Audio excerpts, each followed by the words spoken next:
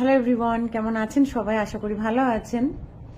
বাঙালিরা যেরকম প্রতিদিন ভাত বা রুটি নিজেদের ডায়েটে মেনুতে রাখতে খুব ভালোবাসেন, সেরকম প্রত্যেক দিনের মেনুতে তাদের পেঁয়াজ রাখা চাই। অনেকেই পেঁয়াজ খেতে ভীষণ পছন্দ করেন।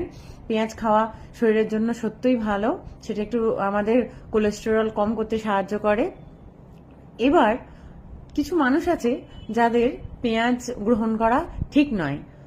যাদের পেঁয়াজ গ্রহণ করতে পারবে না সেই মানুষগুলো হলো যাদের হাইপোথাইরয়েডিজমের প্রবলেম আছে, তারা পেঁয়াজ গ্রহণ করতে পারবে না।